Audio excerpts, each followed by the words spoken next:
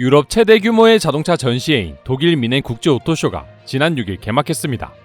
한국의 자동차 업체 역시 참가하여 한국 자동차의 기술력을 뽐내며 외신들의 관심을 사로잡았다고 하는데요. 하지만 항상 자신들의 자동차가 최고라고 말하던 일본의 수많은 자동차들은 모두 불참을 선언하며 많은 일본인들이 충격에 빠지게 되었다고 합니다. 전염병 이후 유럽에서 열리는 첫 메이저 자동차 모터쇼인 미넨 오토쇼는 유럽연합이 2035년부터 엔진 자동차의 실질적인 판매 금지를 목표로 하고 있는 가운데 유럽뿐만 아니라 전 세계 유명 자동차 메이커들이 신형 전기 자동차를 대거 내놓을 예정이어서 전 세계인들의 이목이 집중된 오토쇼입니다. 탄소 중립 실현을 위한 모빌리티의 길이라는 주제를 내세운 이번 미넨 오토쇼는 전 세계 700여 개 가량의 자동차 및 모빌리티 업체들이 참가하여 다양한 미래지향 자동차를 선보였는데요. 물론 당연히 한국의 자동차 업체 중 하나인 현대모비스 또한 참가하여 전동화 전략과 자율주행 기술, 차량용 인포테인먼트 시스템 등 30여 가지 미래 기술을 선보이며 세계인들에게 놀라움을 안겨주었습니다. 앞서 현대모비스는 단순한 자동차 하드웨어 부품에서 벗어나 소프트웨어와 플랫폼 중심 기술 기업으로 체질 전환을 나섰습니다. 현대모비스의 중장기 미래 성장 전략과 비전은 종합 자동차 부품 제조 기반에서 소프트웨어와 하드웨어를 통합하고 플랫폼과 시스템 중심의 글로벌 선도 기업으로 발돋움하기 위해 비즈니스 모델을 전환한다는 것이 그 핵심 내용이었죠. 이처럼 미래 자동차 분야 핵심 기술 역량을 강화하고 이를 통해 해외 완성차 업체로의 사업을 확대하겠다는 계획을 가진 현대차는 실제로 세계인들의 관심을 매우 뜨겁게 받고 있습니다. 슈미트 오토모티브 리서치에 따르면 현대차는 지난 1분기에 테슬라를 제치며 유럽 전기차 시장의 탑3를 차지했으며 올해 eGMP 기반 전기차 아이오닉5와 EV6 등이 가세하면 판매량은 더욱 늘어날 전망이라고 합니다. 게다가 미국 시장에서도 SUV 판매량이 총 93,019대로 전체 차량의 65%에 달했으며 지난해 같은 기간과 비교하면 무려 100.4%나 늘어난 수치라고 합니다. 특히 제네시스 GV80은 프로 골프 선수 타이거 우즈가 운전하다 사고가 났지만 실내는 파손이 굉장히 적어 세계인들의 주목을 받으며 판매량이 급증하기도 했었습니다.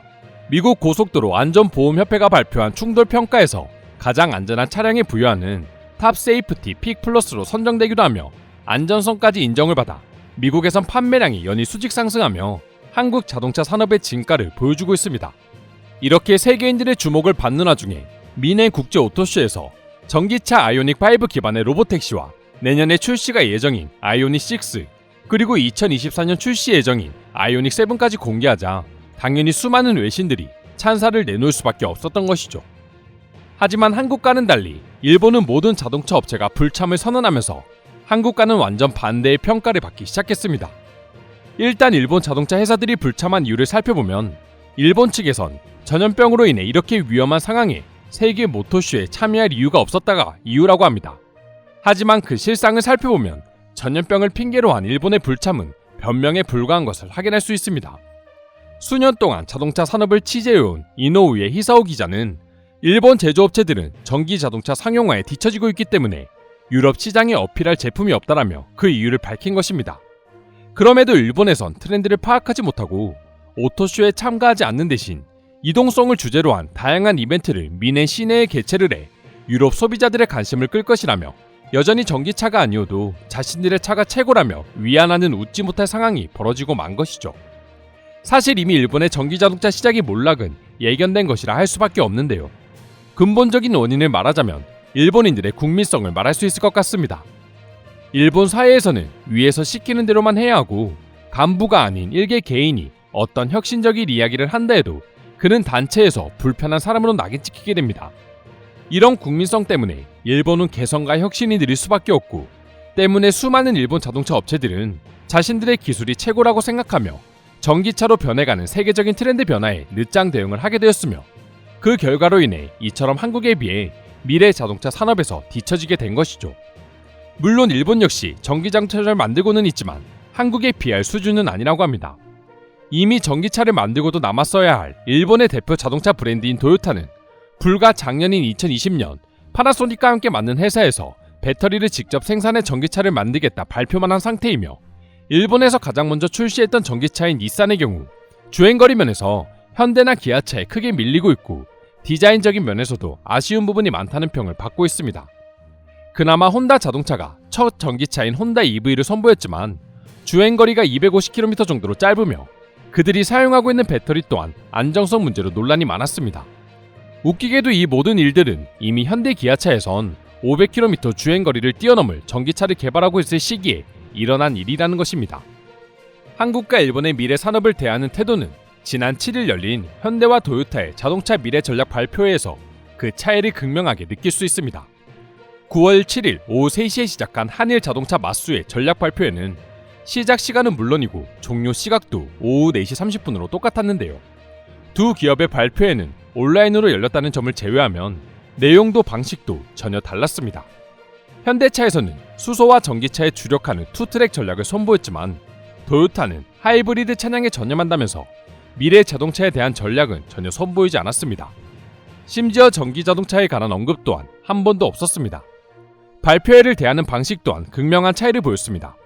현대차 그룹이 수소 에너지에 집중한 행사인 하이드로젠 웨이브에는 정의선 회장을 비롯한 김세훈 연료전지 산업부 부사장, 연구개발 본부장, 디자인 담당 전무 등 각 분야를 대표하는 최고 경영자들이 모두 참석하였으며 정의선 회장이 직접 현대차의 수소 전략을 소개하고 김세훈 부사장이 3세대 수소 연료 전지를 설명하였습니다.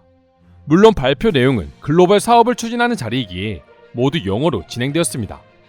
게다가 글로벌 기업으로서 위상을 강조하기 위해 국내외 미디어를 모두 불러 모았고 유튜브 중계 이후 화상통화 방식으로 질의응답에 응하였으며 다양한 분야의 경영자들이 참석한 발표회답게 수소뿐만 아니라 디자인과 내연기관 개발 등 다양한 이슈를 다뤄냈습니다. 하지만 도요타의 발표회는 수직적이고 아날로그한 일본답게 그 분위기가 한국과는 사뭇 달랐습니다. 도요타는 배터리와 탄소 중립에 관한 주제로 발표회를 준비했는데요. 각 분야 최고 경영자들이 아니라 기술 책임자들이 참석하여 발표를 했으며 주제 또한 탄소에 관한 얘기는 거의 없고 배터리에 관련된 발표만을 1시간 30분 동안 풀어냈습니다. 게다가 발표는 모두 일본어로 이루어졌으며 영어는 따로 통역을 쓰기도 했습니다. 도요타는 전기차 분야에서 뒤졌다는 사실을 의식한 듯 각종 기술 용어를 쏟아냈지만 애초에 최고 경영자는 나서지도 않고 기술 책임자들을 앞세워 질의응답을 받았습니다. 특히나 황당한 점은 이날 행사에 참석한 해외 미디어들의 숫자는 확인할 수 없지만 대부분의 질문들은 일본 기자들로 이루어져 있다는 것이었죠. 발표회의 분위기 또한 일본과 한국의 차이를 여실히 보여주었는데요. 현대차는 마치 바닷가에 온 것 같은 착각이 들 정도로 아름다운 가상현실 화면을 보여주며 문자보단 이미지를 강조했습니다. 발표회 내내 영상에서 문자를 찾아보기가 힘들 정도였으며 문자 대신 발표하는 임원들의 능숙한 말솜씨로 채워나갔습니다. 반면 도요타는 반대로 발표회 내내 보이지도 않을 작은 글자들을 띄워놓고 다양한 도표들과 설명을 곁들였는데 그 모습이 마치 90년대가 아닌가 하는 착각이 들 정도였죠. 더욱 어이없던 건 1시간 10분 동안 이어진 질의응답에서 보여준 모습입니다. 한국의 막힘없는 모습과는 달리 일본은 한 기자의 질문에 10분 이상 할애하는 등 마치 설명서를 그대로 읽어주는 듯한 모습에 웃음을 자아내지 않을 수가 없었습니다. 이처럼 세계 자동차 시장은 전기자동차, 나아가 수소 관련 사업을 중심으로 움직이고 있는 와중에 자국 자동차 산업의 명운이 달린 분야에서 발전하기는커녕 일본은 스스로 몰락을 향해 나아가는 것 같은데요. 결국 현실에만 안주하는 일본은 미래를 지향하며 달려가는 한국의 자동차 산업에 따라오지 못하는 건 기정사실이 되어가는 것 같습니다. 오늘의 영상은 여기에서 마치도록 하겠으며 여러분들의 구독과 좋아요는 영상 제작에 큰 힘이 됩니다. 이상 종크TV였습니다.